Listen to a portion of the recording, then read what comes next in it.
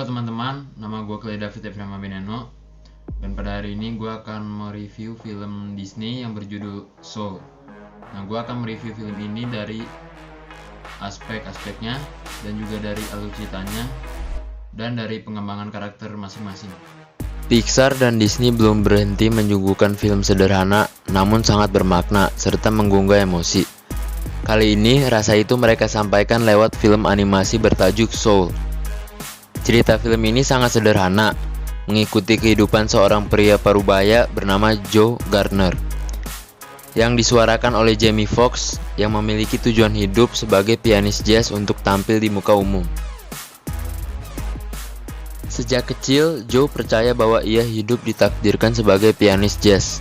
Ia berusaha dengan melewati berbagai tahap, salah satunya menjadi guru musik paruh waktu sekolah menengah pertama.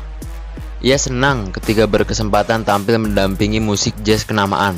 Sayangnya, ia jatuh ke dalam lubang jalan hingga koma dan jiwanya melayang ke The Great After, tempat jiwa-jiwa orang yang akan meninggal. Joe menjelajah alam The Great Before, tempat jiwa-jiwa orang yang akan lahir karena belum siap meninggal dunia. Saat itulah cerita yang sesungguhnya dimulai dan Soul terbukti menjadi film yang sangat bagus.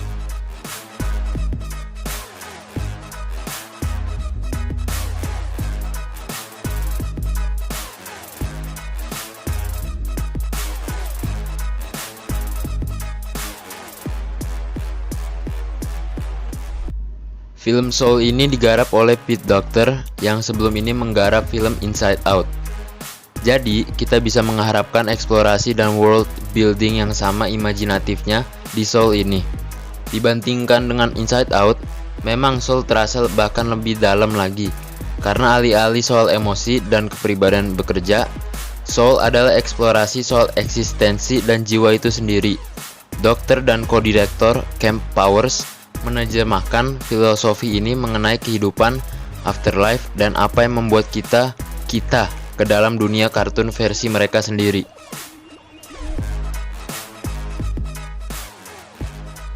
Penulisan film ini luar biasa. Saya sangat suka cara film ini menyelipkan hal-hal seperti kematian, keputusasaan ke dalam cerita. Hal-hal tersebut penting ketika kita bicara tentang persoalan tujuan hidup, eksistensi, dan kebahagiaan seperti ini. Ada banyak aspek dalam film ini yang kalau kita pikirkan lagi ternyata sebenarnya sangat suram. Misalnya, soal jiwa-jiwa yang segitu banyaknya muncul di dekat Joe di jembatan kecahaya itu, menunjukkan segitu banyaknya manusia yang mati setiap hari. Ada yang muncul bertiga pula, mereka mati kecelakaan apa gimana. Dan Joe sendiri, dia nggak sadar dirinya tewas karena dia begitu sibuk mengejar passionnya sebagai pemusik jazz.